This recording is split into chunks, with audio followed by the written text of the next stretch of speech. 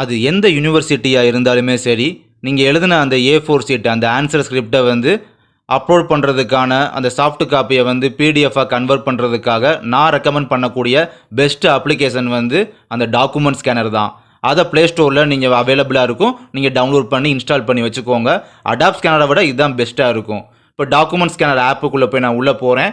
உள்ளே போனோடனே கேமரா ஆப்ஷனில் உள்ளே போனீங்கனாலே அது அந்த டாக்குமெண்ட் ஆப்ஷன் டேரெக்டாகவே எல்லாம் உள்ளே போயிடும். அந்த கேமரா ஆப்ஷனில் போய் நான் ஃபஸ்ட்டு ஒரு பேஜை போய் நான் வந்து கேமரா எடுக்கிறேன்.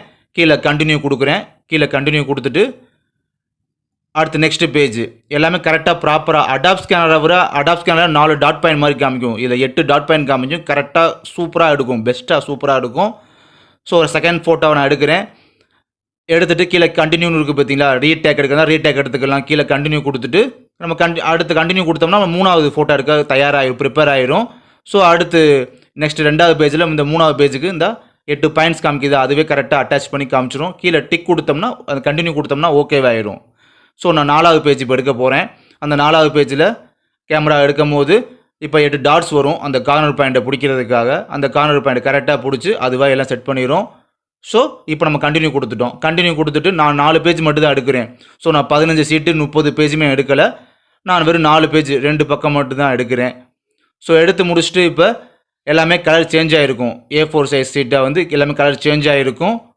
நம்ம எடுத்த 4 பேஜுமே ஆர்டர் வைஸாக கரெக்டாக இருக்கா அப்படின்றத செக் பண்ணி பார்க்குறோம். அண்டு கீழே எதுவும் கருப்படிச்சிருக்கான்னு அப்படின்னு பார்க்குறோம். பார்த்தீங்களா, அந்த ஃபஸ்ட்டு பேஜில் பார்த்தீங்கன்னா கீழே கருப்படிச்சிருக்கா, அதை நம்ம கிராப் பண்ணி ஆகணும். அதுக்காக கிராப்ன்றதை கிளிக் பண்ணால் இப்போ 2 ஆப்ஷன் வரும். கீழே உள்ள 2வது ஆப்ஷன் லாஸ்ட் எடிட்டட் டாக்குமெண்ட் அதை கொடுத்து ஓகேன்னு கொடுக்கணும்.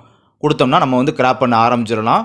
ஸோ இப்போ கிராப் பண்ண ஆரம்பிக்கும் போது கிராப்னு கொடுத்ததுனால இப்போ ஒரு 8 டாட்ஸ் மாதிரி வரும். இந்த டாட்ஸை வந்து அட்ஜஸ்ட் பண்ணணும். இப்போ கீழே உள்ள டாட்ஸை வந்து நான் கீழே உள்ள இந்த மேலே அட்ஜஸ்ட் பண்ணுறேன் பார்த்தீங்களா, அட்ஜஸ்ட் பண்ணி மேலே தூக்கி வைக்கிறேன். ஸோ தூக்கி வைக்கிறது இப்படி அட்ஜஸ்ட் பண்ணுறது மூலமாக நமக்கு வந்து கரெக்டாக கிராப் ஆயிரும். கிராப் ஆனதுக்கப்புறம் ஓகே கொடுக்கலாம். நம்ம டிக்கியில் உள்ள டிக் மார்க் எடுத்து நம்ம ஓகே ஆயிடுச்சுன்னா ஓகே கொடுக்கலாம். திரும்ப எனக்கு இந்த பார்டர் இதாக இருக்கிறதுனால திரும்ப நான் கிராப் பண்ணுறேன். மேலே உள்ள பாயிண்டை நான் கொஞ்சம் ஜஸ்ட்டு மூவ் பண்ணி சைடில் உள்ள பாயிண்டை நான் கிராப் பண்ணுறேன். இப்போ எனக்கு ஓகேவா, கருப்பு எந்த கருப்படிக்குமே இல்லை. ஸோ இப்போ ஓகே ஆயிடுச்சு. ஓகே கொடுக்கும்போது இந்த கலர் சேஞ்ச் பண்ணணும்ல.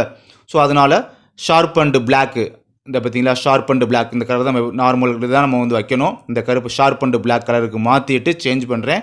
ஸோ அது ஸ்கேனிங் ஆகி அது ஓகேவே ஆகிடும். ஓகே ஆனதுக்கப்புறம் இப்போ 4 பேஜுமே கரெக்டாக இருக்கா ஆர்டர் வைஸாக நம்ம செக் பண்ணி பார்க்குறோம். எல்லாமே ஆர்டர் வைஸ். இப்போ கீழே உள்ள ஆப்ஷனில் பிடிஎஃப்க்கு சேஞ்ச் பண்ணும்போது இப்படி கேட்கும் போது 2 ஆப்ஷன் கேட்கும். கிரியேட் பிடிஎஃப் ஃபைலு, கீழே உள்ள என்டையர் டாக்குமெண்ட் கேட்கும். நம்ம என்டையர் டாக்குமெண்ட் தான் கொடுக்கணும். ஏன்னா பிடிஎஃப் ஃபைல் மட்டும் கொடுத்தோம்னா ஒரே ஒரு ஃபோட்டோ மட்டும் தான் பிடிஎஃபாக சேஞ்ச் பண்ணும். இந்த மாதிரி என்டையர் டாக்குமெண்ட் கொடுக்கும் போது எல்லா ஃபோட்டோவுமே அரேஞ்ச்மெண்ட் ஆகி நம்ம 15 பேஜ்னா 15 பேஜும் பிடிஎஃப் ஃபார்மெட்டில் கேட்கும். இந்த கம்ப்ரஸ்ன்ற ஆப்ஷன் இருக்குது பார்த்தீங்களா, அதை கொடுத்து நம்ம குவாலிட்டி இம்ப்ரூவ் பண்ணிக்கலாம். குட்டு ஹை இந்த மாதிரி வச்சுக்கலாம். நீங்கள் குட்டு வச்சுக்கோங்க. நான் வந்து ஹைன்னு வச்சுருக்கேன். அப்புறம் கம்ப்ரஸ் அண்ட் நிறைய ஆப்ஷன் இருக்குது. வாட்டர் மார்க் ரிமூவ் பண்ணுறது நிறைய ஆப்ஷன் இருக்குது. ஸோ அதெல்லாம் நமக்கு தேவைப்படாது எக்ஸாம் அப்போ. அடுத்து நம்ம வந்து ஷேர் பண்ணி இதை பிடிஎஃபாக சேஞ்ச் பண்ணுறோம்.